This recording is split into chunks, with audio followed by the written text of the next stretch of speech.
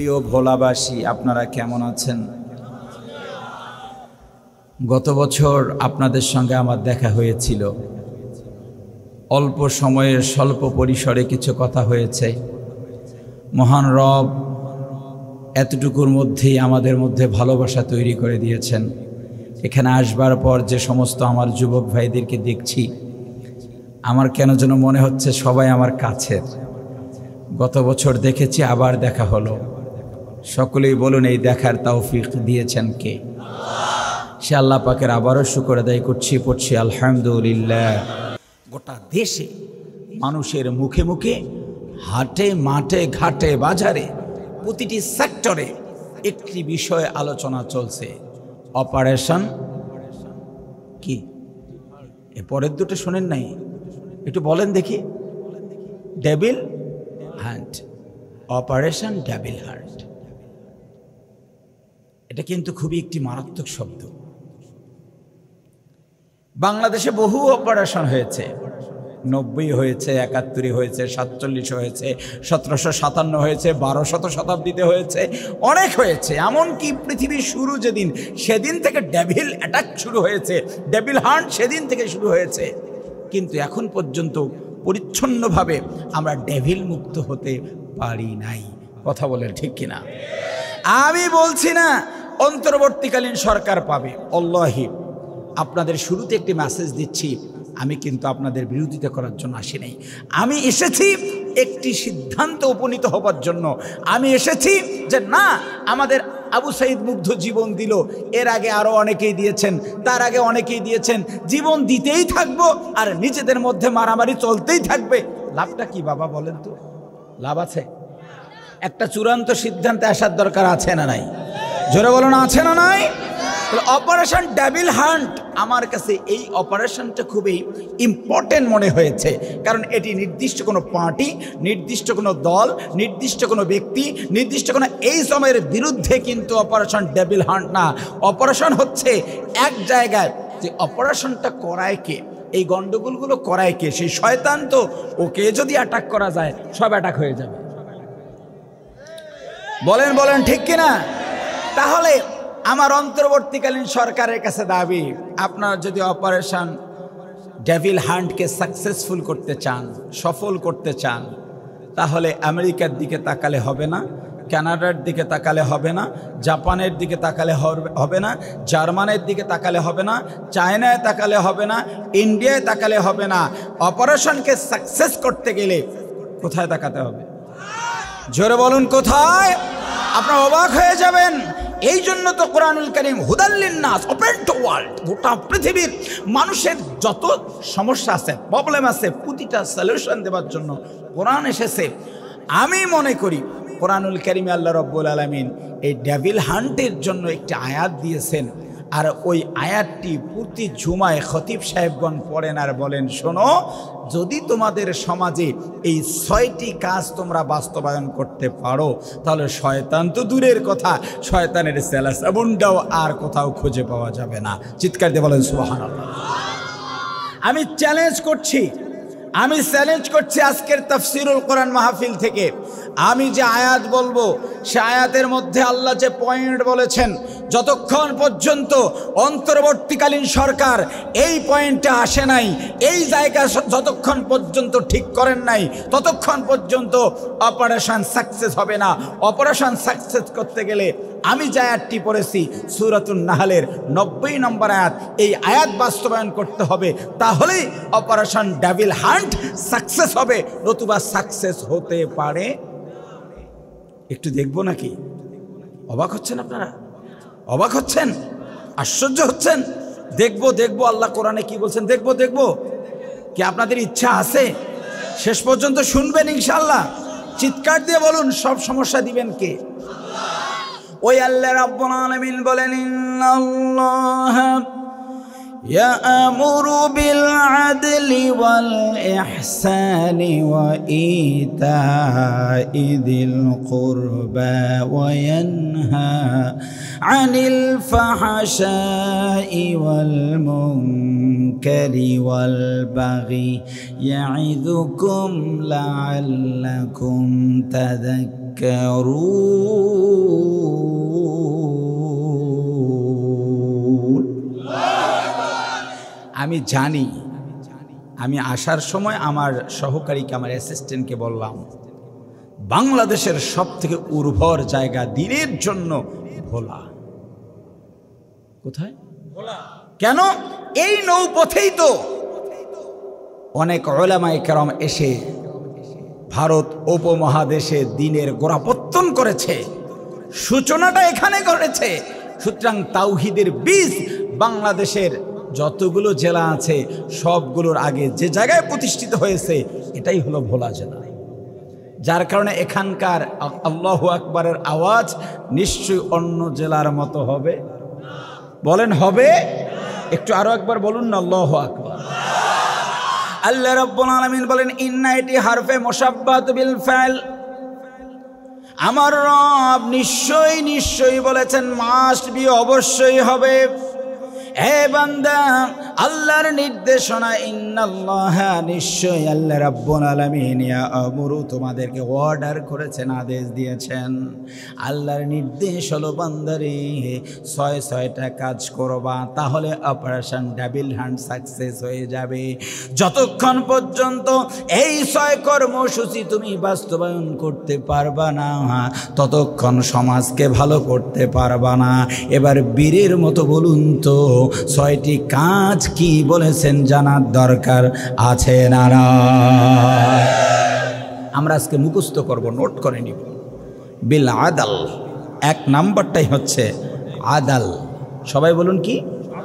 আদাল। আদালা ইয়াদিলু, এখানে তো অনেক উলামায়ে কেরাম আছেন। আদালা ইয়াদিলু শব্দের অনেকগুলো অর্থ। আমি একেবারেই এর ব্যুৎপত্তিগত অর্থ যে অর্থটি সহজেই বোঝা যাবে, আমি সেই অর্থটি আপনাদেরকে বলতে চাই। আদাল মানে হলো সমান করা। সকলে আওয়াজ দিয়ে বলুন, আদাল মানে কি করা? জোরে বলুন, কি করা? সমান করার জন্য আদাল কেন? ও মুসলমান, অপারেশন করবেন, সমান করবেন না, কাজ হবে না। এই সমান করার জন্য আল্লাহ রাব্বুল আলামিন 1 নাম্বার বলেন, তোমরা আদাল করবা। আদালটা কেমনে হবে? আপনাদের ভেলুমিয়া বাজারে আপনি একটু পরেই যাবেন, যাওয়ার পর দোকানদারকে বলবেন, দোকানদার তুমি আমাকে 1 কেজি চাউল দাও। ও দোকানদার, তুমি আমাকে 1 কেজি আটা দাও, 1 কেজি গম দাও। 1 কেজি গম যখন আপনি কিনবেন 50 টাকা তাকে বুঝে দিবেন। আপনাকে গম দেওয়ার জন্য সমান করবে, আদাল করবে। আদাল করতে গিয়ে তার হাতের মধ্যে একটা যন্ত্র নিবে, নামটা বলেন, জোরে বলেন, আরো জোরে বলুন নাকি? প্রিয় ভাইরা আমার, আশ্চর্য কথা, আল্লাহ রাব্বুল আলামিন কোরআনে বলেছেন, ওয়াস-সামা রাফাআহা ওয়া ওয়াদাআল মিজানা আল্লা তাতগাউ ফিল মিজান ওয়া আকিমুল ওয়াজনা বিল কিসতি ওয়া লা তুখসিরুল মিজান। সবাই বীরের মতো আওয়াজ দিয়ে বলুন তো, মহাশূন্যে আকাশটাকে স্থাপন করেছেন কে? আল্লাহ। ও মুসলমান, ওই রব বলেন, ও রাফাহা, ওই আসমানকে অনেক উঁচু করেছেন কে? আল্লাহ বলেন, আমি আসমানের মালিক। এটা বুঝলা, কিন্তু আর একটা জিনিস তুমি বুঝলা না, ওয়াদাল মিজান। এ বান্দা, ওই যে মিজানটা, মিজান ইসমে আলা, এটা হলো কোনো কিছু মাপার জন্য যেই মানদণ্ড ব্যবহার করা হয়, আরবিতে সেটাকে মিজান বলা হয়। এটা বোঝার জন্য আমরা সহজ ভাষায় বলি, এটাকে দাড়ি পাল্লা। দাড়ি পাল্লা দিয়ে বান্দা বান্দি ওজন ঠিক করবে। এই জন্য আল্লাহ বলেন, বান্দা আকিমুস সালাহ, যেমন তুমি সালাতটা কায়েম করবা, আকিমুল ওয়াজনা, ওজনটাও কায়েম করবা। বান্দা রে, তোমার ওজন ঠিক করার জন্য আমি আল্লাহ পাক একটা মানদণ্ড দিলাম, আদল। আদলটা হলো ইনসাফ। দাড়ি পাল্লা দিয়ে আলু যেমন করে মাপো, মানুষের অধিকারগুলো তেমন করে মেপে দেওয়া লাগবে। আপনি দোকানদার, আপনি দাড়ি পাল্লা দিয়ে আপনি ওজন করেন। আমি এক দোকানে গেলাম, গোশত কিনবো। বলছে, হুজুর আপনি আলেম মানুষ, একটু বাড়ায় দিয়ে। বলছে, না না, তুমি বাড়ায় দিবা কেন? ও একদম দিল বেশি করে। আমি বলছি নো, আমাকে বেশি দাও না। বলছে আলেম মানুষ, খাবেন, দোয়া করবেন। আমি বললাম যে শোন, এটা বাদ দাও তো, ডিজিটাল মেশিনে উঠাও। ডিজিটালে উঠায় দেখি বেশি না, 150 গ্রাম কম দিছে। ও মুসলমান, গভীর মনোযোগ দেয়া লাগবে। কোরআনুল কারিমে একটা সূরা আছে ওজনে কম দেওয়া সূরা, সূরাতুল মুতাফফিফিন। আমি সেদিকে যেতে চাই না, গভীর মনোযোগ দিয়ে শোনা লাগবে। আল্লাহ রাব্বুল আলামিন বলেন, বান্দা আদল করবা। আদল কোথায় কোথায় করবা? আল্লাহর সঙ্গে বান্দার হকের আদলগুলো করবা, বান্দার সঙ্গে বান্দার হকের আদলগুলো তুমি করবা। আমরা যদি বলি মালিক আদল কেমনে করব, আল্লাহ বলেন তুমি যদি আদল করতে চাও তোমাকে মিজান লাগবে, দাড়ি পাল্লা লাগবে। দাড়ি পাল্লা ছাড়া কোনো দিন তুমি আদল প্রতিষ্ঠা করতে পারবা না। প্রিয় ভাইরা আমার, গভীর মনোযোগ দেয়া লাগবে। আমরা তো 47-এ একবার স্বাধীনতা অর্জন করেছিলাম, ঠিক না? ঠিক না? ঠিক না? ও মুসলমান, 1757-তে আমাদের স্বাধীনতা অস্তমিত গিয়েছিল। 1200 শতাব্দীর ইতিহাস খুঁজে দেখেন, ইখতিয়ার উদ্দিন মোহাম্মদ বখতিয়ার খিলজি আমাদের ভারত উপমহাদেশে ইসলাম নিয়ে এসেছে। আরও লম্বা ইতিহাস, মাত্র 69 হিজরিতে আমার লালমনিরহাটে নবীজির চাচা ইসলামের দাওয়াত নিয়ে আগমন করেছে। ওই দিকে যেতে চাই না, বারবার আমরা জীবন দিলাম। সর্বশেষ 71-এ জীবন দেওয়ার পর আমরা একটা স্বাধীনতা অর্জন করলাম। আমরা বললাম যা হয় হোক না কেন, এবার অন্তত সমাজে আদাল থাকা লাগবে, আদাল থাকা লাগবে, সুশাসন থাকা লাগবে, ন্যায় বিচার থাকা লাগবে। আমরা বললাম কেমনে? এবার তদানীন্তন সময়ের বুদ্ধিজীবীরা বলল, তোমাদেরকে যদি ন্যায় বিচার দিতে হয় তাহলে প্রতিটি জেলায় জেলায় আমরা একটা করে ভবন স্থাপন করব, কিছু মানুষকে সেখানে নিয়োগ দিব, এরা ওই জায়গায় মানুষের আদাল করবে। আমরা জিজ্ঞেস করলাম 71-এ যেই জায়গায় মানুষের উপর আদাল করা হবে ওই জায়গাটার নামটা কি হবে? ওরা নাম দিয়ে দিল আদালত। কি নাম? আপনি কি একবার ভেবেছেন? আদালত, কোর্ট, ট্রাইব্যুনাল, আপনি যেটাই বলেন না কেন, এটা আমরা আদালতটা নাম রেখেছিলাম। কোরআনুল কারীমের সূরাতুন নাহলের 90 নম্বর আয়াতের প্রথম বিধানটা, 6টি বিধান বাস্তবায়ন না করলে ডেভিল অ্যাটাক হবে না, ডেভিল হান্ট হবে না, ডেভিলকে ধরা যাবে না। ডেভিলকে যদি অ্যাটাক করতে হয় 1 নাম্বার সুশাসন প্রতিষ্ঠা করতে হবে। সুশাসন ছাড়া ডেভিল মুক্ত বাংলাদেশ গঠন করা যাবে না, যাবে না, যাবে না। 1 নাম্বারটা আদাল। এই জন্য আমরা বললাম কোথায় আদাল পাবো, কারা কারা মেপে দিবে? সঙ্গে সঙ্গে বুদ্ধিজীবীরা বলল ওই জায়গাটার নাম আদালত দিয়ে দিলাম, তোমরা সেখানে গেলে ওজন করে করে মাপবা। আমরা বললাম কেমনে?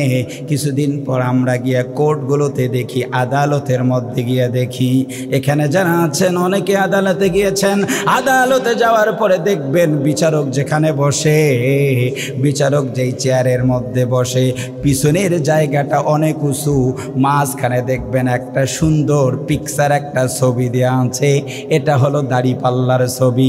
এর দ্বারা বলে নাই তুমি জামাতি ইসলাম করো, এর দ্বারা বলে নাই তুমি বিএনপি করো, জাসদ বাসদ করো। ওকে বোঝানো হয়েছে তুমি বিচারক বিচারের চেয়ারে বসেছো, ওই দাড়িপাল্লা যেমন সমান, বিচার করতে তেমন তোমাকে সমান করা লাগবে।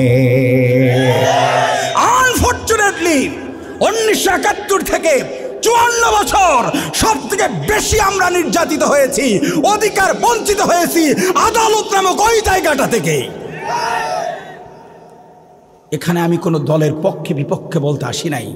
ভাইয়েরা, আজকেই সিদ্ধান্ত নেন, আদালত ঠিক হবে, গোটা দেশ ঠিক হয়ে যাবে।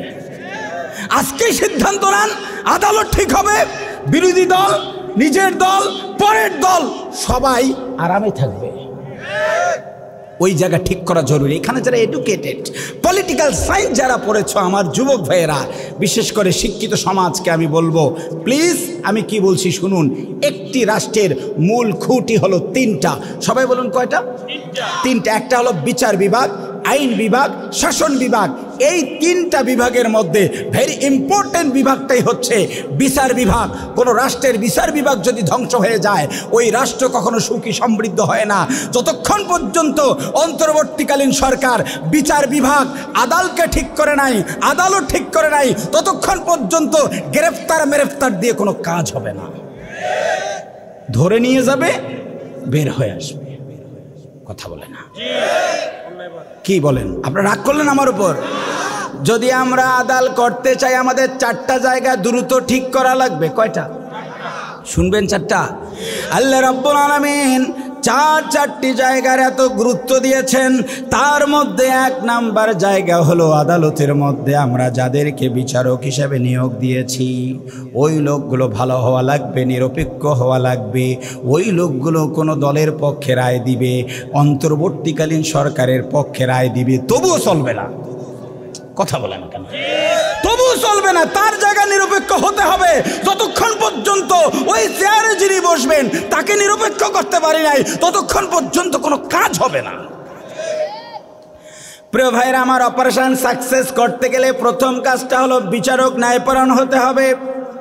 আমার সমাজে বিগত 16 বছর আমরা লক্ষ্য করেছি, দলীয় বিবেচনায় বিচারক নিয়োগ দেওয়ার কারণে আজকে আমরা সবাই বিপদে পড়ে গেছি। কথা বলেন। আগামীর বাংলাদেশে দলীয় বিবেচনায় যেন বিচারক নিয়োগ না হয়, ন্যায়পরায়ণ বিচারক বলুন নিয়োগ দেওয়ার দরকার আছে না? আমার এক জ্যাঠাতো বোন জাজ, নীলফামারীর, ভগ্নিপতিও নীলফামারী, ভগ্নিপতি লালমনিরহাট। বোনটার ক্যান্সার হলো। চিকিৎসার জন্য আমার ভগ্নিপতি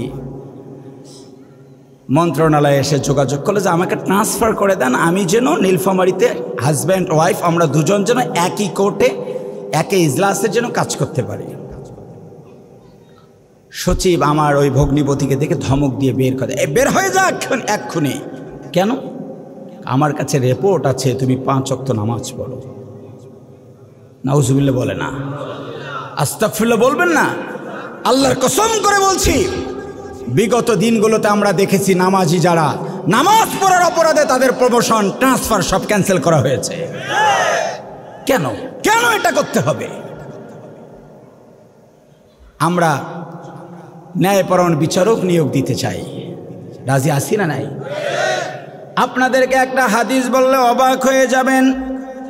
আল্লাহ রাসূল সাল্লাল্লাহু আলাইহি ওয়াসাল্লাম বলেছেন, সাবআতুন ইউযিল্লুহুমুল্লাহু ফি যিল্লি ইয়াউমা লা যিল্লা ইল্লা যিল্লুহু।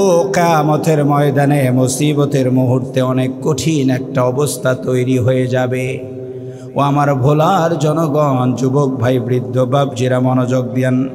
হাদিসটাকে বোঝার জন্য সায়েন্টিফিক এক্সপ্লেনেশন একটা জরুরি হয়ে গেছে। ওই যে লাল টুকটুকো সূর্যটা আমরা প্রতিদিন দেখি, জমিন থেকে 9,30,00,000 মাইল দূরে সূর্যটা অবস্থিত। ওই সূর্যটা ওখান থেকে তাপ দেয়, আর আমরা যখন জমিনে কাজ করতে যাই মাত্র 38-36 ডিগ্রি সেলসিয়াস তাপমাত্রা আমাদের শরীর সহ্য করে না। বিজ্ঞানীরা গবেষণা করে করে ওই সূর্য পর্যন্ত চলে গেছে। বিশেষ করে নাসার বিজ্ঞানীরা টেম্পারেচার নিয়ে যখন গবেষণা করে, তখন তারা চিন্তা করে দেখেছে এই যে পানি 101 ডিগ্রি সেলসিয়াস তাপমাত্রা হিট করলে বাষ্প হয়ে আকাশে উড়ে যায়, মাত্র 100 ডিগ্রি সেলসিয়াস তাপমাত্রা। খুবই মনোযোগ দেন, মারাত্মক একটি কথা বলছি। এই যে আমার লোহা দেখছেন না, এই লোহাটাকে 500 ডিগ্রি সেলসিয়াস তাপমাত্রা হিট করলে গলে যাবে। পাথরগুলোকে কেউ যদি গলাতে চায় তাহলে 2500 ডিগ্রি সেলসিয়াস তাপমাত্রা হিট করলে পাথর গলে যাবে। প্রিয় বন্ধুগণ আমার, পৃথিবীর মহাকাশ গবেষণাগার নাসার বিজ্ঞানীরা সূর্যের টেম্পারেচার মাপতে গিয়ে তারা দেখেন সূর্যের কেন্দ্রের মধ্যে 1 ডিগ্রি না, 200 ডিগ্রি না, 500 ডিগ্রি না, 150 কোটি ডিগ্রি সেলসিয়াস তাপমাত্রা।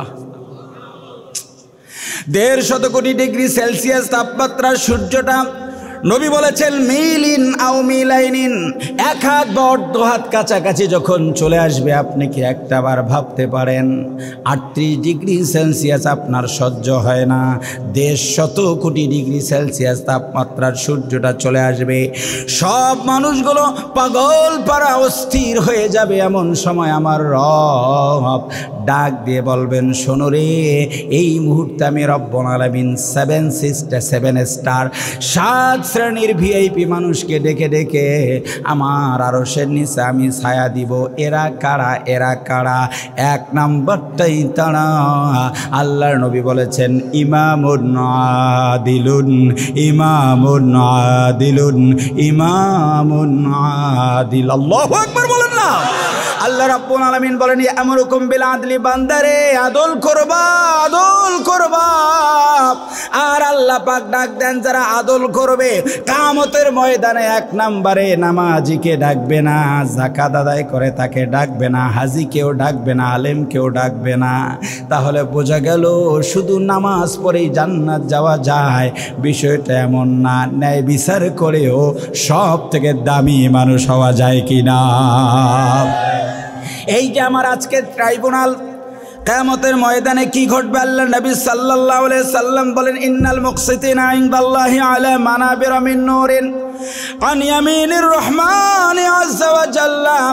আল্লাহর নবী বলেছেন কিয়ামতের ময়দানে ট্রাইব্যুনাল হবে আল্লাহর, আরশ হবে, এই আরশের ডানে কিছু চেয়ার থাকবে, বামেও সেদিন কিছু চেয়ার আল্লাহ পাক দিবেন। মজার ব্যাপার হলো নবী বলেছেন আল্লাহর ডানও যেমন আল্লাহর বামও, বলেন আল্লাহর বামও, আল্লাহ পাকের ডান বামের মধ্যে কোনো পার্থক্য?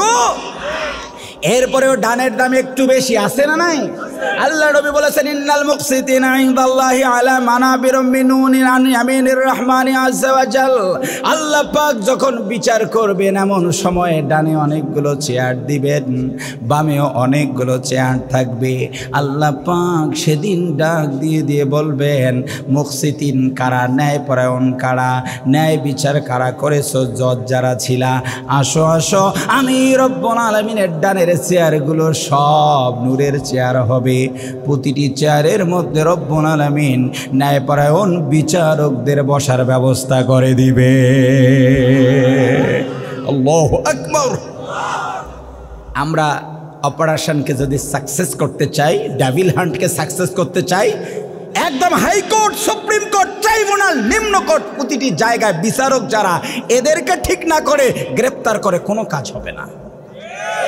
বলেন বলেন ঠিক কিনা? এখন আপনারা অনেকে ভাববেন হুজুর তাহলে আগামীর বাংলাদেশ আপনারাই নেন, আপনারা যারা কোরআনের কথা বলেন আপনারাই চালান। এই জন্য আমি মাঝে মধ্যে বলি, অনেক উলামায়ে কেরাম বলেন আমাদেরকে দেন আমরা দেশ চালাবো। আপনাদেরকে যে দিব, আপনাদের কতজন জজ আছেন, আপনাদের কতজন ম্যাজিস্ট্রেট আছেন, আপনাদের কতজন লয়ার আছেন, আপনাদের কতজন টিচার আছেন। আমাদের দেশে প্রায় 100-এরও বেশি বিশ্ববিদ্যালয় আছে। এই বিশ্ববিদ্যালয়গুলোর ভিসি তথা ভাইস চ্যান্সেলর নিয়োগ করতে হবে। কতজন ভাইস চ্যান্সেলর আছে? প্রতিটা বিশ্ববিদ্যালয়ে 30-40-50টা পর্যন্ত সাবজেক্ট আছে। সেগুলোর ডিপার্টমেন্টাল হেড যারা হবে তারা কারা হবে? কয়েকজন ডিপার্টমেন্টাল হেড আপনারা তৈরি করেছেন? কই, আপনি তো সেই সাংগঠনিক বেস তৈরি করেন নাই, শুধু বললেই হবে না, যোগ্যতা থাকা লাগবে। বিসিএস ক্যাডার আপনার দলে একজনও নাই, আপনি চালাতে পারবেন? হবে না, হবে না। এই জন্য এখন থেকে একটা সিদ্ধান্ত নিতে হবে। সেটা কি? যদি আমরা বাংলাদেশকে কোরআনী রাষ্ট্র করতে চাই তাহলে এই রাষ্ট্র পরিচালনার জন্য যত ধরনের যোগ্যতা দরকার সব যোগ্যতাগুলো আলেমদেরকে অর্জন করা লাগবে। এটি শিক্ষা প্রতিষ্ঠান। আমি শিক্ষার উপর কথা বলতে পারলে ভালো হতো। আমি শুধু সামারাইজ করছি একটু। ব্রিটিশ আমল থেকে আমাদের শিক্ষা কারিকুলাম নিয়ে ষড়যন্ত্র ছিল। ষড়যন্ত্র কি? কোরআনে আল্লাহ পাক 4টি আয়াতের মধ্যে মুসলমানদের কারিকুলামের আলোচনা করেছেন। সূরা জুমায় 2 নম্বর, সূরা বাকারায় একাধিক আয়াতে আছে। এখানে আল্লাহ পাক বলছেন যে তোমার ফান্ডামেন্টাল সাবজেক্ট 4টি হওয়া লাগবে। 1, এতলু আলাইহিম আয়াতি, কোরআন তেলাওয়াত থাকা লাগবে, সিলেবা আছে। ওই আল্লিমুল কিতাবা, কোরআন শিক্ষা থাকা লাগবে। ওই জাক্কিহিম, ক্যারেক্টার তথা চারিত্রিক উৎকর্ষতার জন্য চরিত্র গঠনের কর্মসূচি থাকতে হবে। ওয়াল হিকমা, সায়েন্স এবং টেকনোলজি থাকতে হবে। মুসলমানদের সাবজেক্ট থাকতে হয় 4টা। কোরআন থাকতে হয় তেলাওয়াত, কোরআন পড়া থাকতে হয়, চরিত্র গঠনের কর্মসূচি থাকতে হয় এবং সায়েন্স এবং টেকনোলজি থাকতে হয়। ব্রিটিশরা ষড়যন্ত্র করে আমাদের দেশের কিছু আলেমকে বলছে তোমরা কোরআন তেলাওয়াত নিয়ে ব্যস্ত থাকো, ওরা কোরআন তেলাওয়াত করে। আর কিছু মানুষকে বলছে তুমি মুসলমান কি পড়তে চাও, বলছে আমার কোরআনের সিলেবাসে পড়বো। তোমার কোরআনে আছে সায়েন্স, তুমি সায়েন্স পড়ো। হলোটা কি, আমরা আলেমরা মাদ্রাসায় কোরআন তেলাওয়াত করি আর আমাদের ছেলেরা, মুসলমানের ছেলেরা বুয়েটে, চুয়েটে, রুয়েটে ইঞ্জিনিয়ারিং কলেজে গিয়ে সে ইঞ্জিনিয়ারিং পড়ে, সায়েন্স পড়ে, টেকনোলজি পড়ে। ও আবার কোরআন পড়ে না। মানে যে কোরআন পড়ে সে সায়েন্স পড়ে না, যে সায়েন্স পড়ে সে আবার কোরআন পড়ে না। মাঝপথে গিয়ে লাভটা কি? আমাদেরকে যখন দেয় তুমি রাষ্ট্র চালাও, 3 দিনও চালাতে পারবো না। যাদের আবার সায়েন্স টেকনোলজি আছে ওদেরকে যখন দেই তুমি রাষ্ট্র চালাও, তখন সে সায়েন্স এবং টেকনোলজি ব্যবহার করে গরিব মানুষের টাকা লুটপাট করে, কোটি কোটি টাকা দেশের বাইরে পাচার করে, বেগম পাড়ায় বাড়ি করে। একজন মানুষে 360টা বাড়ি করেছে টেকনোলজি সায়েন্স পড়ে। কারণটা হলো তার সিলেবাসে কোরআন নাই, এক পেশে সিলেবাস। বলেন বলেন ঠিক কিনা? এখন আমি যদি বিচারক না হই, ক্যাডার হতে না পারি, আমি যদি আদালতে বসতে না পারি, আমি রাষ্ট্র চালাতে পারবো না। মুসলমানের সন্তানকে এই যোগ্যতা অর্জন করতে হবে। আগামীর বাংলাদেশে ওই ইসলামী দলকেই ক্ষমতায় পাঠানো দরকার যার সব যোগ্যতা আছে। কথা বলেন ঠিক কিনা?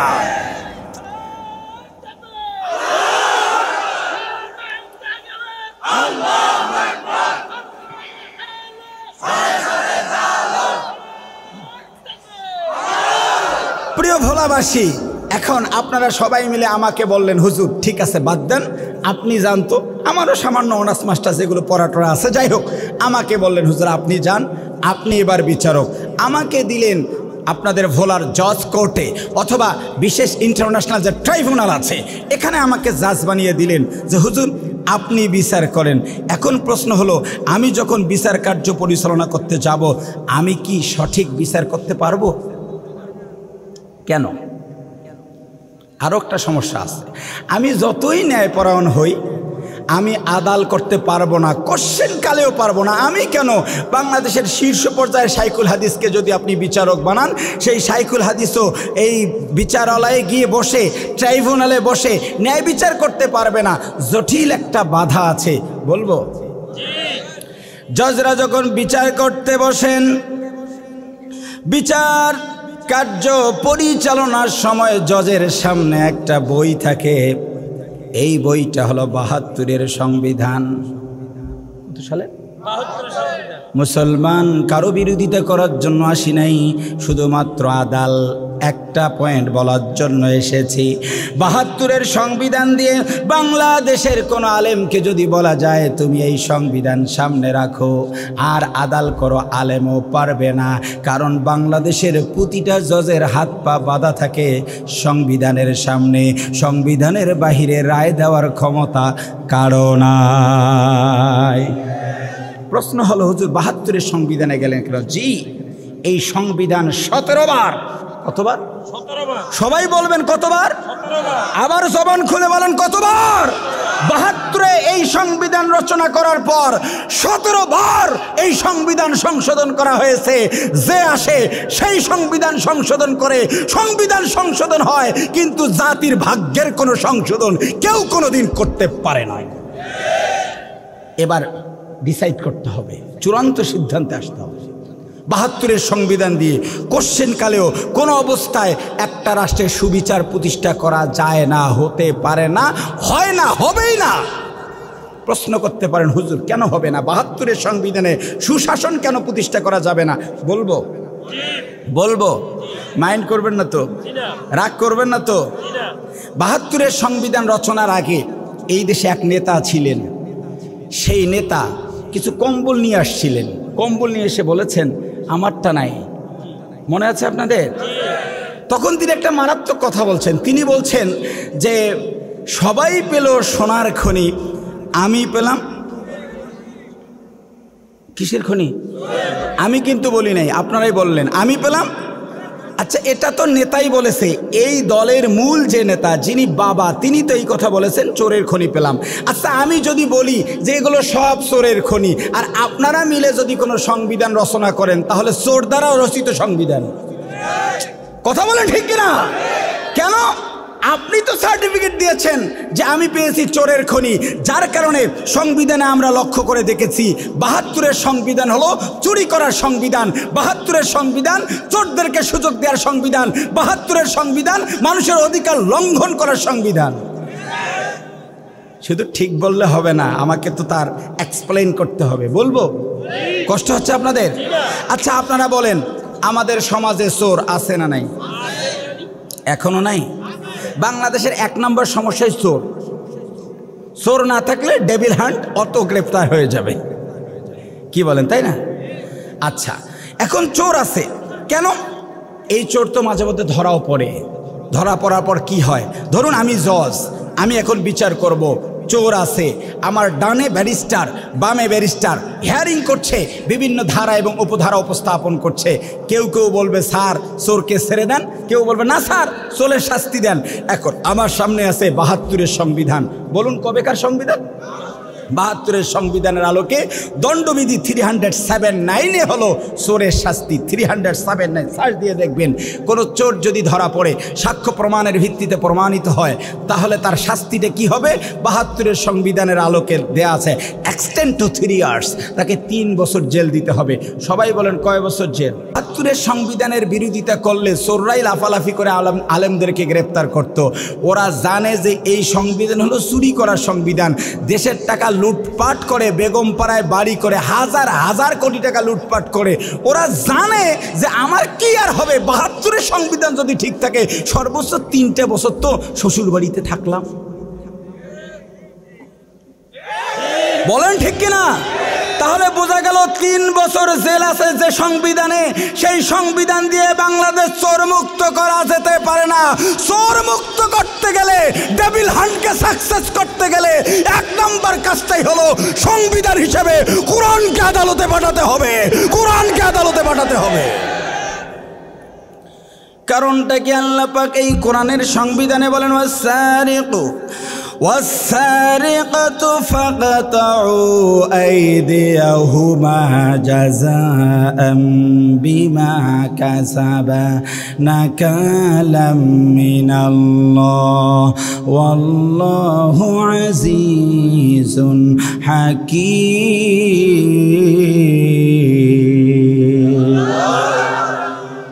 الله أكبر জোরে।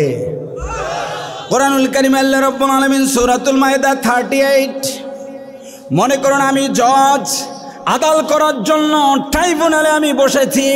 আমার ডানের ব্যারিস্টার যদি বলে ৭২-এর সংবিধানের 379-এ চোরের জন্য 3 বছর জেল, আমি যত ভালো হই না কেন আমাকে 3 বছর জেলেই দেওয়া লাগবে।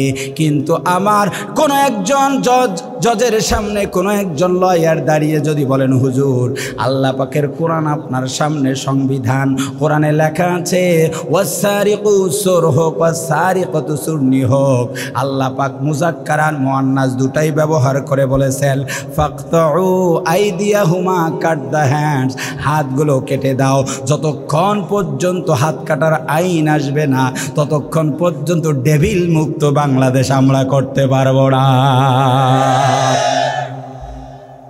হাত কাটার আইন চাই কি চাই না? আর কতদিন আমরা জীবন দেব? না, এখনই সিদ্ধান্ত নিতে হবে। হাত কাটার বিরুদ্ধে যারা থাকবে আমরা মনে করবো ওরাও চোর। বলেন বলেন ঠিক কিনা? আল্লাহর কসম, হাত কাটার আইন বাস্তবায়ন করে একটা চোরকে ধরে বাইতুল মুকাররমের সামনে ওপেন ইউটিউবার মিডিয়ার সামনে যদি একটার হাত কাটা হয়, আল্লাহর কসম করে বলছি গ্রেফতার কিচ্ছু লাগবে না। এই দৃশ্য দেখলে টেকনাফ থেকে তেতুলিয়া, রূপসা থেকে পাথুরিয়া, 56,000 বর্গ মাইলের 56 ইঞ্চি জায়গায় কোনো চোর থাকতে পারবে না, পারবে না, পারবে না। সেইটাই তো বুঝলাম না। ওই ৭২ 17 বার সংশোধন করেছেন, কিচ্ছু হয় নাই, আবার সংশোধন করে কিচ্ছু হবে না, বেকার বেকার। আপনারা গ্রেফতার করবেন, কিছু লোককে জেল দিবেন, জরিমানা দিবেন, আপনারা চলে যাবেন, যেই লাও সেই কদু হবে। এগুলো বাদ দিতে হবে, এবার কোরআন নিয়ে আসতে হবে। রাজি আছি না নাই? ভাইয়েরা আমার, কষ্ট হচ্ছে আপনাদের? প্রশ্ন হলো হুজুর, আদালত চালানোর জন্য কোরআনুল কারীম কেন লাগবে? আল্লাহ রাব্বুল আলামিন কোরআনুল কারীমের মধ্যে একটা মারাত্মক আয়াত দিয়েছেন। আল্লাহ বলেন, ইন্না আনজালনা ইলাইকাল কিতাবা বিল হাক্কি লিতাহকুমা বাইনান নাস বিমা আরাকাল্লাহু ওয়া লা তাকুল লিল খাইনিনা খাসিমা। আল্লাহু সবাই যেভাবে জবান খুলে বলছেন একইভাবে আমি এবার যেটা শেখাবো এটাও বলবেন। কি বলবেন তো? যুবক ভাইরা তোমরা বলবা তো? আমার সঙ্গে বলো, সূরাতুন নিসা। কোন সূরা? 105, 105। এটা মুখস্থ রাখতে হবে সবাইকে। সূরাতুন 100। কেন মুখস্থ রাখবে? তার একটা কারণ আছে। কি কারণ? মাঝে মধ্যে সকালে বাসায় দেখি তেলের বোতল, পানির বোতল অনেকেই দিয়ে আসে, হুজুর কখন আসবে একটু যেন পরে দেয়। অনেক সময় দেখি মুরব্বীরাও গিয়ে লাইন ধরে দাঁড়িয়ে থাকে, হুজুর একটু তেল পরা দেন। জিজ্ঞেস করি কেন? হুজুর আমার নাতি আছে, রাতে চমকে উঠে, ঘুম থেকে উঠে হুজুর গভীর রাতে দেখি চমকে উঠে, একটু ফু দিয়া দেন। ফু দেওয়ার পর মুরব্বীরা হাদিয়া দিয়ে বলে, হুজুর বুঝতে পেরেছি কোরআনের অ্যাকশান আছে, কোরআনুল কারীম পড়ে কাউকে ফু দিলে তার শরীরে জিন থাকতে পারে। তো মুরব্বী মনে মনে ধরেই নেয় যে কোরআন তাহলে মনে হয় জিন তাড়ানোর জন্যই আল্লাহ নাজিল করেছেন। হ্যাঁ মুসলমান, গভীর মনোযোগ দেওয়া লাগবে। কারো বাবা মারা গেছে, দৌড় দিয়ে যাবে হাফিজিয়া মাদ্রাসায় গিয়ে 10 জন হাফেজকে ডেকে নিয়ে বলে, হুজুর 10 জন হাফেজ দেন, আমার বাড়িতে একটু কোরআনুল কারীম খতম করা লাগবে। কোরআন খতম হয়ে গেল। ওই লোকটি মনে মনে ভাবেন আল্লাহ মনে হয় কোরআন নাজিল করেছেন, কেউ মারা গেলে তার জন্য খতম করবে। আবার অনেকেই ধারণা করে কোরআন মানে নাজিল হয়েছে নামাজ পড়ার জন্য। কিন্তু আল্লাহ রাব্বুল আলামিন সূরাতুন, ওইটা ভুলে গেলে হবে না যে সূরাতুন নিসা কত নম্বর আয়াত? আপনাদের সবার চোখগুলো খুলে দেবার জন্য আমি আয়াতটি পাঠ করেছি। আল্লাহ রাব্বুল আলামিন 105-এর মধ্যে গিয়ে বলেন ইন্না। ইন্না মানে হলো নিশ্চয়ই। এটাকে আবার আল্লাহ পাক জমা করে দিয়েছেন, বহু বচন করেছেন তাকিদের কারণে। আনজালনা আবার বহু বচন করেছেন রব্বুল আলামিন, আবার তাকিদ দিয়েছেন। ইলাইকাল কিতাবা, হে রাসূল এই কোরআন নাজিল করেছি আপনার উপর, এই কিতাব নাজিল করেছি। কারণটা কি? আপনি কি ভেবেছেন মানুষ মারা গেলে 3 দিনই করবেন এজন্য? আপনি কি ভেবেছেন কাউকে জিন ধরলে কোরআন নাজিল করেছি জিন তাড়ানোর জন্য? না না, কোরআন নাজিলের গুরুত্বপূর্ণ একটা কাজ, লিতাহকুমা বাইনান নাস, লিতাহকুমা বাইনান নাস, লিতাহকুমা বাইনান নাস। আদালতে মানুষের মাঝে বিচার করার জন্য আমি রব্বুল আলামিন এই কোরআন নাজিল করে দিয়েছি। বলুন সুবহানাল্লাহ। তাহলে বোঝা গেল কোরআন যতক্ষণ পর্যন্ত আদালতে যাবে না ততক্ষণ প্রকৃত আদাল বা সমান ন্যায় বিচার সুশাসন হতে পারে না। মুসলমান, অনেকেই ভাবছেন আমি পলিটিক্স করছি। কেন করছি না? এইটা উইথড্র করতে হবে। আমরা পলিটিক্সই করছি।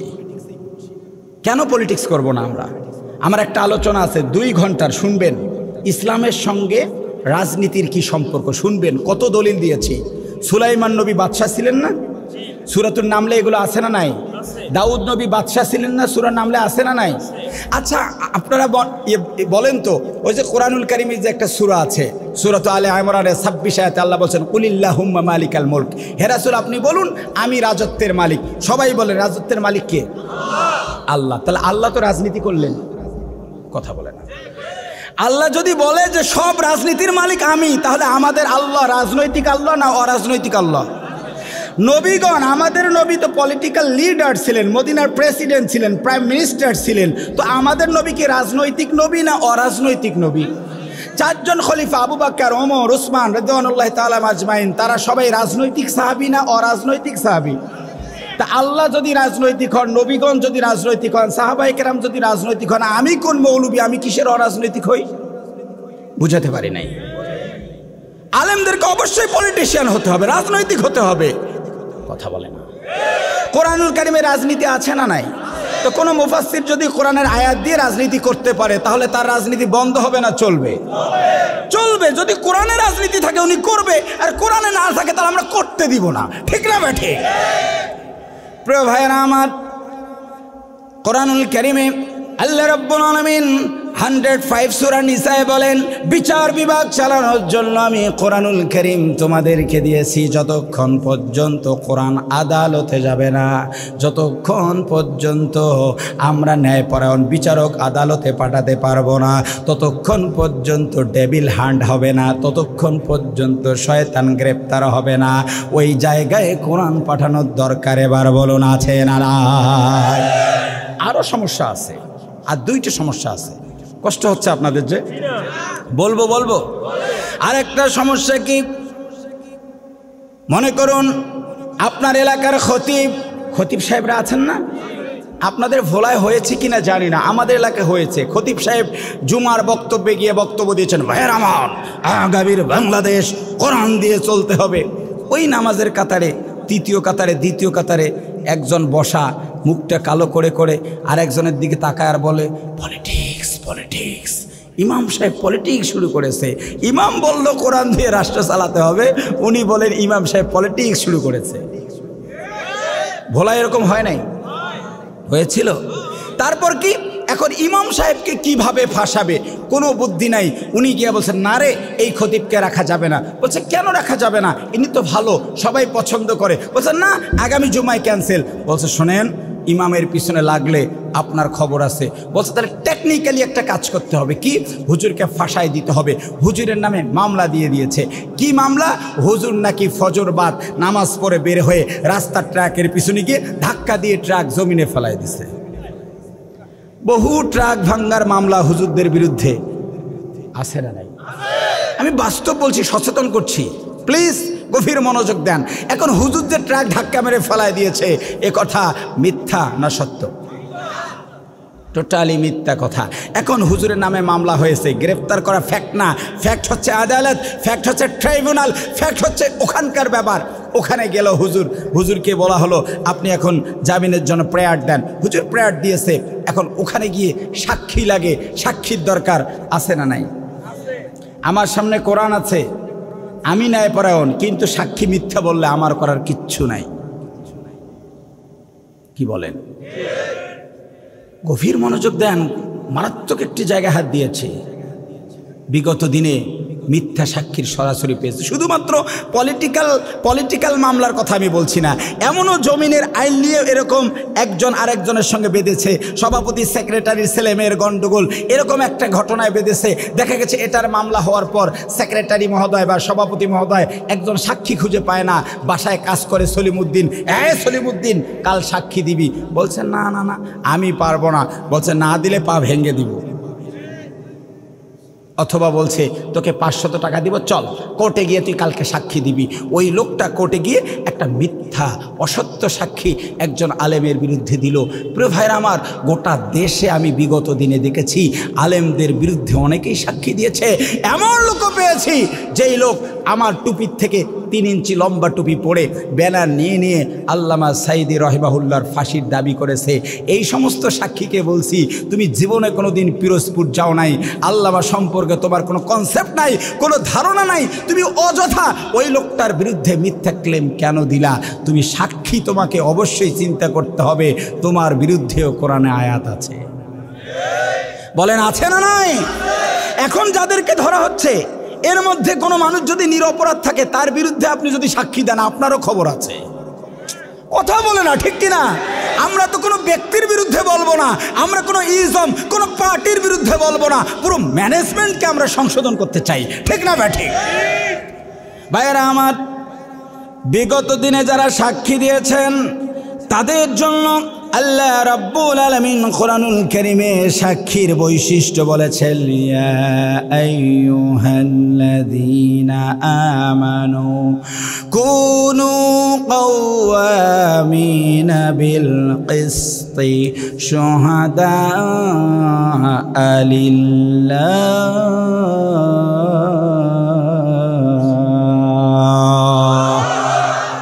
এই আয়াতটাও মুখস্থ করতে হবে।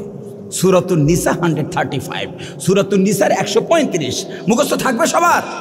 কালকে কোরআন খুলে দেখবেন রংপুর থেকে শফিউল আজম সাহেব এসে কি বলেছে। আল্লাহ পাক বলেন ইয়া, এটি হারফে নেদা, আল্লাহ ডেকেছেন। সুবহানাল্লাহ। হ্যাঁ, আমাদের কি দাম, কি মর্যাদা আমাদের, আমাদেরকে মাঝে মধ্যে মহব্বত করে আমাদের রব ডাকে, শোন শোন আমি ডাকছি। সুবহানাল্লাহ বলবেন না? আল্লাহ রাব্বুল আলামিন মুনাদা করেছেন বিলিভার, বিশ্বাসী মোমেন, ও উহুবলিভ, বিশ্বাস করো যারা, আমি আল্লাহ রাব্বুল আলামিন তোমাদেরকে বললাম কুনু কাওয়ামিনা বিল কিসতি, তোমরা ন্যায়পরায়ণের উপর অটুট এবং অবিচল থাকবা। মনে রাখবা সাক্ষী দেবার সময় এমন ঘটনা যেন না ঘটে। ওয়ালাউ আলা আনফুসিকুম, তুমি যখন সাক্ষী দিবা তখন দেখবা তোমার নিজের বিরুদ্ধে যায়। বি কেয়ারফুল, তখনও তুমি সাক্ষী মিথ্যা দিবা না। আবিল ওয়ালিদাইনি ওয়াল আকরাবিন, পিতা মাতা সন্তান সন্ততি নিজের দলের বিরুদ্ধে যদি যায়, আল্লাহ বলেছেন মনে রাখবা একটা কথা। সবাই বলেন কয়টা কথা? যারা সাক্ষী দিয়েছেন জীবনে তাদেরকে একটি বিষয় মাথায় রাখতে হবে। কয়টি?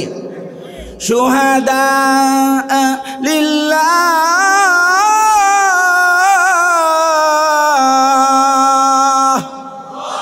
আল্লাহ বলেছেন মনে রাখবা তুমি যে কোর্টে গিয়া হুজুরের বিরুদ্ধে সাক্ষী দিলা, ওই সাক্ষীটা হুজুরের বিরুদ্ধে দাও নাই, পক্ষে দিয়েছো সেটাও পক্ষে দাও নাই।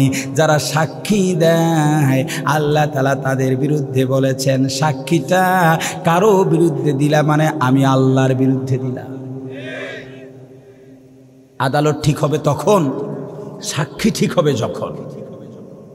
আহা, একটি কথা আপনারা কোন মাইন্ডে নেবেন আমি জানি না, আমি না বললে অকৃতজ্ঞ হয়ে যাব। দক্ষিণাঞ্চলে এসেছি, বলি একজন হিন্দু মানুষ সুখরঞ্জন বালি, নাম শুনেছেন? আমি ওই ট্রাইব্যুনালের পচা কথা বলার জন্য এখানে আসি নাই, কিন্তু এই উদাহরণটা এখানে নিয়ে আসতে হবে যে আমাদের চোখ কান খোলার জন্য।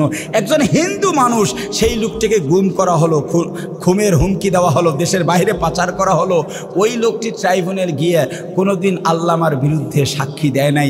এমনকি আল্লামা সাইদি রাহিমাহুল্লাহর মৃত্যুর পরে লোকটি মাদ্রাসার 2য় তলায় দাঁড়িয়ে চিৎকার দিয়ে দিয়ে বলছেন আমার আল্লামা নির্দোষ, আমার আল্লামা নির্দোষ।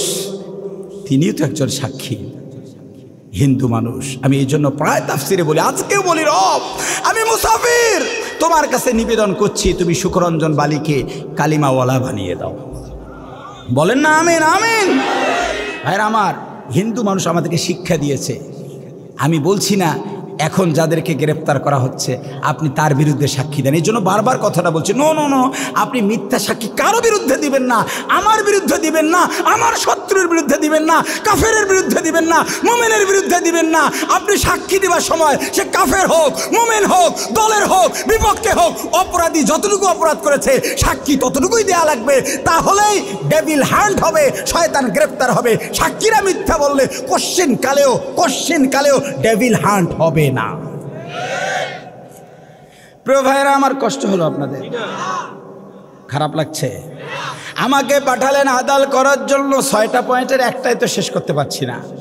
আমি গেলাম, আমার সামনে কোরআন আর আমার ডানে বামে যারা সাক্ষী দেয় এরা ভালো, কিন্তু আমাদের সমাজে অনেক ব্যারিস্টার আছেন, টাকার বিনিময়ে তারা মিথ্যার পক্ষ নেন। এখানে যারা লয়ার আছেন, আমার অনেকগুলো সিনিয়র ব্যারিস্টার লয়ার পরিচিত আমার কাছে এসে বলে হুজুর আমরা তো পেশাদারিত্বের কারণে মিথ্যা বলি। আমি বলছি না না, পেশাদারিত্বের কারণে মিথ্যা কথা বলা যাবে। উকিল যারা শুনুন, আপনি সত্যের পক্ষে থাকবেন। আমাদের দেশে নাকি অনেক উকিল আছে যে উকিলরা টাকার বিনিময়ে খুনের আসামিকে বের করে দেয়, আছে না নয়? যে উকিল জানবে এই লোকটা খুনি, তার পক্ষে হেয়ারিং করলে সে কায্যাব, সে মিথ্যাবাদী, পরকালে তারও শাস্তি সমান, আছে না নাই?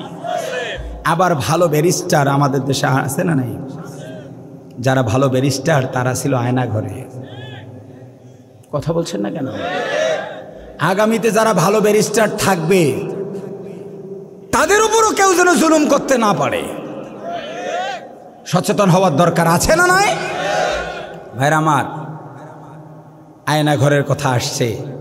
আপনারা হয়তো অনেকেই ভাববেন হুজুর এগুলো কথা তাফসিরে ভালো লাগে না। আমি ওগুলো কথার উপর ডিপেন্ড করে তাফসির করছিও না। আয়না ঘর নিয়ে অনেক কথা হচ্ছে আমাদের দেশে। আমি বলি পাস্ট যেটা অতীত হয়ে গেছে সেটা নিয়ে আমাদের লাফালাফি করার দরকার নাই। অপরাধী যারা তাদেরকে ধরেন, শাস্তি দেন, আগামীর বাংলাদেশটা সুন্দর করেন। বলেন বলেন ঠিক কিনা? এই মারামারি কাটাকাটি আর কতদিন? আমাদের পরবর্তী প্রজন্ম, আবার পরবর্তী প্রজন্ম এটা নিয়েই ব্যস্ত থাকবে না? আমাদের একটু এগিয়ে যাওয়ার দরকার আছে না নাই? ভাই আমার, উকিলদেরকে ভালো হইতে হবে। উকিলরা যদি ভালো হয়, উকিলদের একটা লাভ, একটা হাদিস বলছি, অবাক হবেন। রাসূল সাল্লাল্লাহু আলাইহি ওয়াসাল্লাম বলছেন উকিলরা যখন হেয়ারিং করে কোর্টে গিয়ে, আমরা যখন ভালো কাজ করি, যে কোনো একটা ভালো কাজ করলে আল্লাহ পাক ফালাহু হাসানাতুন, একটি নেকি দেন। এক ভালো কাজে কত নেকি? এটাকে পরবর্তী সময় এক্সটেনশন করে আল্লাহ পাক 10 করে দেন, 10 করে দেন, 777 করে দেন। কিন্তু প্রথমত এক ভালো কাজে নেকি এক, কিন্তু এক্সেপশনাল একটি জায়গা। কোনো একজন ব্যারিস্টার, কোনো একজন লয়ার, অ্যাডভোকেট কোর্টে দাঁড়িয়ে সত্যের পক্ষে যদি লড়তে গিয়ে কথা বলে, বিশ্বনবী বলেছেন প্রতিটি কথার বিনিময়ে আল্লাহ পাক 2টা করে নেকি দিয়ে দেন। এখন মনে করুন আমাকে পাঠালেন কোর্টে, ওই কোর্টে কোরআন আছে, ওই কোর্টের ব্যারিস্টার ন্যায়ের পক্ষে, ওই কোর্টের সাক্ষীরাও সত্য কথা বলে। ওগো মালিক, এমন একটা আদালত কি আমাদেরকে দিবা না? আমরা আর জীবন দিতে চাই না। এমন একটা বিচার বিভাগ, এমন একটা আদালত বলুন বাংলাদেশে দরকার আছে না নাই? যদি হয়ে যায় কেমন হবে? একটা হাদিস বলে আলোচনা ক্লোজ করে দিব, মারাত্মক একটা হাদিস। হাদিসটা বলার জন্য এতক্ষণ পর্যন্ত আপনাদেরকে কষ্ট দিলাম। আল্লাহর নবী সাল্লাল্লাহু আলাইহি ওয়াসাল্লাম নিজে ছিলেন মদিনার প্রেসিডেন্ট। একই সাথে শুধুমাত্র মদিনার প্রেসিডেন্টের দায়িত্ব পালন করেন নাই, নবীজি মসজিদে নববীর ইমাম ছিলেন। মসজিদে নববীর মধ্যে 1টা না 2টা না 3টা না 18টি মন্ত্রণালয় পরিচালনা করতেন বিশ্বনবী। চিৎকার দিয়ে বলেন সুবহানাল্লাহ। কতটি মন্ত্রণালয়? তার মধ্যে গুরুত্বপূর্ণ কয়েকটা পদ, মনোযোগ দেন, গুরুত্বপূর্ণ কয়েকটি পদ বিশ্বনবীর। তার মধ্যে একটি হচ্ছে যুদ্ধের ময়দানের কমান্ডার ইন চিফ, যুদ্ধের নেতা ছিলেন বিশ্বনবী মুহাম্মদ সাল্লাল্লাহু। আরেকটা হচ্ছে বিচার বিভাগের প্রধান, চিফ জাস্টিস, প্রধান বিচারপতি মুহাম্মদ। আবার খলিফাও মুহাম্মদ, মসজিদে নববীর ইমামও মুহাম্মদ। আবার যত বাহিনী আছে সে সময়ে, এখন তো 3 বাহিনী, তখন যে বাহিনীগুলো ছিল সে বাহিনীর প্রধানও ছিলেন মুহাম্মদ সাল্লাল্লাহু আলাইহি ওয়াসাল্লাম। তিনি সব বাহিনীর প্রধান হবার কারণে একদিক থেকে খলিফা, আরেক দিক থেকে চিফ জাস্টিস। যে কোনো বিচারের সর্বশেষ রিভিউটা রাসূল সাল্লাল্লাহু আলাইহি ওয়াসাল্লামের কোর্টে হতো। নবীজির কোর্টে গিয়ে একদিন একটা রায় দিলেন। তিনি রায় দিলেন যে আমার এই সমাজে এক নেত্রী চুরি করেছে, সেই নেত্রীর হাতটা কেটে দাও। চুরি করলে কি কাটা লাগবে? নেতা না নেত্রী? সহিহ বুখারীর হাদিস শোনাছি, বনু মাখজুমি গোত্রের এই নেত্রী, তিনি ধরা পড়েছেন। ধরা পড়ার পর নবীজির আদালতে, কোর্টে, ট্রাইব্যুনালে মামলা হয়েছে। নবীজি রায়টাও দিয়ে দিয়েছেন। এখন কার্যকর হবে। কার্যকরের পূর্বে কুরাইশদের মধ্যে 2টি দলে বিভক্ত হলো। একটি দল বলছে স্যাক্রিফাইস করা দরকার, সুযোগ দেয়া দরকার, সুযোগ দেয়া দরকার। গরিব মানুষ হলে তো ভিন্ন কথা, কিন্তু নেত্রীর হাত কাটা কঠিন না সহজ? ওই যে নবীর কোর্টে, ভুলে গেছেন? হাদিসটা বলেই শেষ করব। নবীর আদালতে মামলা করে দিয়েছে, আর নবী বলেছেন বনে মাখজুমি গোত্রের নেত্রী, তার হাতটা কেটে দেওয়া লাগবে। কুরাইশদের মধ্যে 2টা দল হয়ে গেল। একটা বলে না, একটু আপনি স্যাক্রিফাইস করেন, আর একটা বলে না, বিচার করাই লাগবে। এমন সময় কিছু লোক চিন্তা করলো, একটা কাজ করি, নবীজির ট্রাইব্যুনালের আপিল বিভাগে আপিল করার জন্য একজন ব্যারিস্টার খুঁজে পাঠায় দেই, ব্যারিস্টার আপিলটা করুক। আপিল করলে হয়তো নবীজি বেকসুর খালাস করে দিবে। নবীর ট্রাইব্যুনালে কে ব্যারিস্টারি করবে? কে যাবেন? হযরতে উসামা রাদিয়াল্লাহু তাআলা আনহু, তিনি একজন সিনিয়র ব্যারিস্টার ছিলেন, লয়ার, অ্যাডভোকেট ছিলেন। তাকে বলা হলো আপনি যান নবীজির ট্রাইব্যুনালে গিয়ে আপনি অ্যাপিলের ডিভিশনে একটা আপিল করেন, এবং নবীজি যেন জাজমেন্টটাকে রিভিউ করে, পরিবর্তন করে, একটু স্যাক্রিফাইস যেন করে। ঠিকই না গেলেন?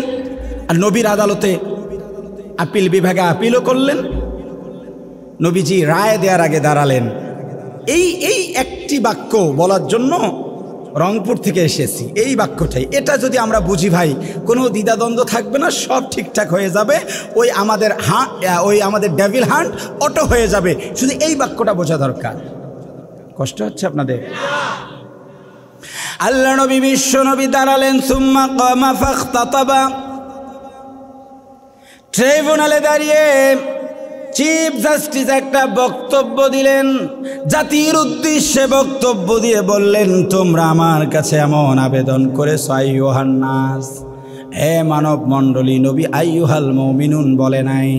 এখানে যারা আছেন কোন পার্টি করেন, কোন দল করেন দেখার বিষয় না, মুসলমান হন আর কাফের হন সেটাও দেখার বিষয় না।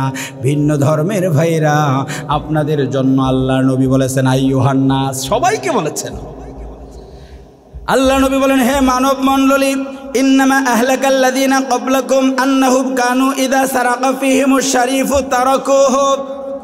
যুগে যুগে যত জাতি ধ্বংস হয়ে গেছে তার প্রধানতম কারণ ছিল একটা। সবাই আওয়াজ দিয়ে বলুন, যুগে যুগে যত জাতি ধ্বংস হয়েছে কারণ ছিল একটা। প্রধান কারণ হচ্ছে তাদের বিচার বিভাগ ঠিক ছিল না, আদাল ঠিক ছিল না, সমান সমান ঠিক ছিল না, আদালত ঠিক ছিল না, ট্রাইব্যুনাল ঠিক ছিল না। নবী বলেন যার কারণে যুগে যুগে অসংখ্য জাতি ধ্বংস হয়ে গেছে। নবী বলেন তাদের বিচার বিভাগটা কেমন ছিল? তাদের ট্রাইব্যুনালে ইদা সারাকা, যখন কেউ চুরি করত আর ধরা পড়ত, ফিহিমুশ শারীফু, যদি সেটা সেই সমাজের দামি মানুষ, সম্মানিত মানুষ, নিজের দলের পার্টির মানুষ হতো, টাকাওয়ালা হতো, তারাকুহু, আইনের ফাঁক দিয়ে তাকে বের করে দিত। আমাদের দেশে নাকি আইনের ফাঁক আছে, ওই ফাঁকটা বন্ধ করা দরকার। বলে ঠিক কিনা?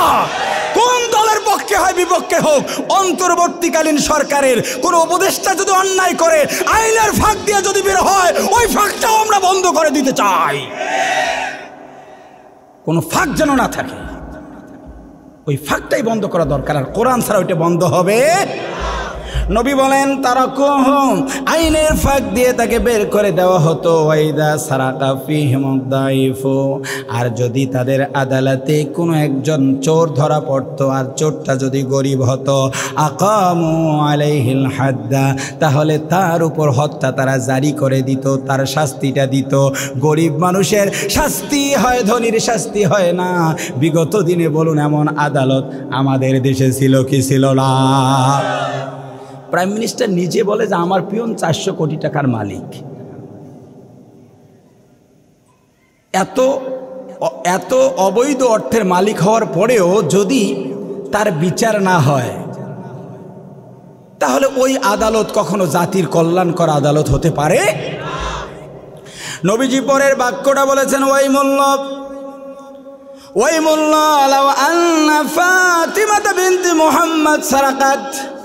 শোনো পৃথিবীর মানুষ, আমাকে তোমরা ট্রাইব্যুনালের চিফ জাস্টিস বানিয়ে দিয়েছো আর আমাকে বলছো আমি যেন আদাল করি। আল্লাহর কসম করে বলছি, আমার ট্রাইব্যুনালে আমি যদি চিফ জাস্টিস হই, প্রধান বিচারপতি হই, আর আমার মেয়ে ফাতেমা যদি চুরি করে, ফাতেমা চুরি করতে পারে? ফাতেমার উদাহরণটা হাদিসে কেন এসেছে? দুটা কারণ। এক নম্বর কারণ, বানু মাখজুমি গোত্রের নেত্রী, তার নাম ছিল ফাতেমা। আর একটা কারণ হলো বিশ্ব নবী পৃথিবীতে যত মানুষকে ভালোবাসতেন তার মধ্যে বেশি ভালোবাসতেন ফাতেমাকে। আমি মাঝে মধ্যে বলি, ফাতেমা নবীর মেয়ে না, বরং ফাতেমা হলেন বিশ্ব নবীর কলিজা।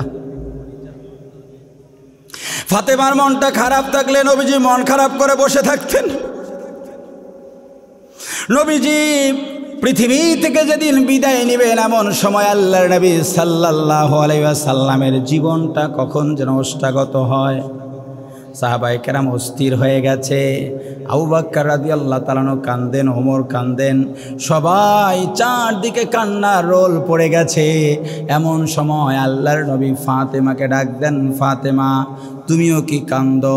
ফাতেমাও কান্দে। নবী ফাতেমাকে ডাক দিয়ে ইশারা করে বলেন, ফাতেমা একটু আয়, ও ফাতেমা তোর মুখটা আমার কানের কাছে লাগায় দে। হযরতে ফাতেমা রাদিয়াল্লাহু তাআলা আনহার কানটা নবীজির মুখের কাছাকাছি দিলেন। নবীজি কি যেন ফিসফিস ফিসফিস করে ফাতেমাকে বললেন। প্রশ্ন করা হলো, ফাতেমা নবী আপনাকে প্রশ্ন করেছেন, আপনি কি উত্তর দেন? আল্লাহ নবী ফাতেমার কানে কানে বলছে, ফাতেমা কেন কান্দো? ফাতেমা বলছেন, আব্বা জান আমি আপনাকে অনেক ভালোবাসি। ফাতেমা রাদিয়াল্লাহু তাআলা বলেন, আমি ভালোবাসি। আর বিশ্বনবী বলেন, ও ফাতেমা তুমি যেমন আমাকে ভালোবাসো আমিও তোমাকে ভালোবাসি। ফাতেমা রাদিয়াল্লাহু তাআলা আনহা ডাক দিয়ে বলেন, আব্বা আপনাকে ছাড়া একটি মুহূর্ত দুনিয়াতে আমি থাকতে পারবো না। নবীজি বলেন, ফাতেমা তুমি যেমন আমাকে সারা দুনিয়ায় থাকতে পারবা না, তোমাকে সারা কবরে আমিও নবী থাকতে পারবো না। আল্লাহ নবী বিশ্ব নবী ফাতেমাকে ডাক দিয়ে বলেন, ফাতেমা শোনো, তোমার জন্য একটা গুড নিউজ দিলাম। যেহেতু তুমি আমাকে ছাড়া থাকতে পারো না, আমিও তোমাকে ছাড়া থাকতে পারি না ফাতেমা। এই জন্য আমার মৃত্যুর পরে সর্বপ্রথম আল্লাহ তাআলা তোমাকে আমার কাছে পাঠিয়ে দিবে। নবীকে ভালো রাখার জন্য আল্লাহ পাক ফাতেমা রাদিয়াল্লাহু তাআলা আনহাকে মৃত্যু দিয়ে নবীর কাছে পাঠিয়ে দিয়েছেন। এবার চিন্তা করেন ফাতেমার সঙ্গে নবীর সম্পর্ক কত গভীর। হ্যাঁ মুসলমান, নবীজি দ্বিতীয় কারণ কেন উদাহরণ ফাতেমার নিয়ে এসেছেন। নবী বলে, লাওয়াল্লা ফাতেমা বিনতে মুহাম্মদ সারাকাত, আমার ফাতেমাও যদি শুরু করতো আর আমার ট্রাইব্যুনালে যদি বিচার কার্য আমি পরিচালনা করতাম, আমি যদি জাজ হতাম, চিফ জাস্টিস হতাম, আর আমার আদালতে আমার মেয়ের বিরুদ্ধে যদি চোরের অভিযোগ আসতো, আমি নবী কি করতাম? শোনো, আমি নবীজি সানাকাত লাকাতাম তু ইয়াদাহা, আমার হাতে তলোয়ার নিতাম। আমার ফাতেমাকে এত ভালোবাসার পরেও আমার তলোয়ার দিয়ে আমি নবীজি ফাতেমার হাতটা আগে কেটে দিতাম। কথার কথা বলছি, মাইন্ড করবেন না। এদেশের ইসলামিক দল যদি ক্ষমতায় যায়, চরমনার পীর সাহেব হুজুর যাক, আর জামাত ইসলামে যাক, আর খেলাফতের আমির যাক, আর হেফাজতের আমির যাক, আমির সাহেবের ছেলে যদি চুরি করে, মেয়ে যদি চুরি করে, আর যদি হাত না কাটে, ওটাকেও ক্ষমতা থেকে নামিয়ে দেওয়া দরকার। আগামীর বাংলাদেশ আমরা আদাল ঠিক করতে চাই, এক নম্বর সুশাসন চাই। এটা হলে সবার লাভ। গ্রামগঞ্জে আমি দেখেছি অনেক লোক আছে যিনি পালিয়েছেন, বেয়াদব বেয়াদব, সে ওখান থেকে উস্কে দিয়ে দিয়ে এলাকার সাধারণ মানুষগুলোর জীবন ধ্বংস করে দিচ্ছে। কথা বলেন ঠিক কিনা? ও পালিয়ে গেছে। কিছু লোক তো সাধারণ রিক্সাওয়ালা, ভ্যানওয়ালা, খেটে খাওয়া দিন মজুর আছেই। ভাই এই লোকগুলো কোথায় যাবে? রিক্সাওয়ালাটা কোথায় যাবে? ওই বেয়াদব পালিয়ে গেছে, রিক্সাওয়ালাও যাবে? তাও রিক্সাওয়ালা এমন অফিসারের বাসায় রিক্সা চালায়, অফিসার তো ওই দল করতেন, ধমক দিছে, যদি তুই আমার দল না করিস তাহলে তোর চাকা কেটে দিব। রিক্সাওয়ালা বাধ্য হয়ে ওই দল করছে। এখন এই রিক্সাওয়ালা ভাইটাকে আপনি অপমান করছেন, লাঞ্ছিত করছেন, ধরে মারছেন, সে কি অন্যায় করেছে? কথা বলতে হবে তো, ঠিক না বা ঠিক? আপনি তো সব মানুষগুলোকে তো দেশ থেকে বের করে দিতে পারবেন না। ওই ভাইগুলো তো আমার সমাজেই বসবাস করবে। বলেন ঠিক না বা ঠিক? এখন যারা ছোট ছোট অপরাধী, তাদের জন্য সাধারণ ক্ষমা। তাদের জন্য কি? এই সাধারণ ক্ষমা দিয়েছেন আল্লাহ, লা উকসিমু বিহাদাল বালাদ ওয়া আনতা হাল্লুম বিহাদাল বালাদ। যার কারণে আল্লাহ নবী মক্কা বিজয়ের সাথে সাথে, ফাতহে মক্কার সাথে সাথে সাধারণ ক্ষমা করেছেন। সাধারণ ক্ষমা হয় সাধারণ অপরাধীর জন্য, কিন্তু অসাধারণ অপরাধীর কোনো ক্ষমা নাই। বলেন বলেন ক্ষমা। তাহলে এলাকায় ছোটোখাটো সাধারণ যারা অপরাধী আছে, যারা তত বড় অপরাধ করেন নাই, ওই লোকগুলোকে ধরে যদি এখন ফাঁসিতে দেওয়া হয়, এটাও জুলুম। আমরা চাই অপরাধ যতটুকু আদালায় দিলু সমান সমান শাস্তি হওয়া লাগবে। তাহলে তো এখন ওদেরও আন্দোলন করা দরকার, আমাদেরও আন্দোলন করা দরকার, শেষে সবার আন্দোলন করা দরকার। আর যাই হোক, আগামীর বাংলাদেশে আদালতটা ঠিক করি, তাহলে নিরপরাধগুলো বেঁচে যাবে। আর যদি আদালত ঠিক না করে, নিরপরাধও ফেঁসে যাবে। আদালতটা সবার ঠিক করা দরকার। আমি কি কারো বিরুদ্ধে বললাম? রাগ করলেন আমার উপর? আদালত ঠিক হলে যে যতটুকু অপরাধ করেছে ততটুকু শাস্তি পাবে।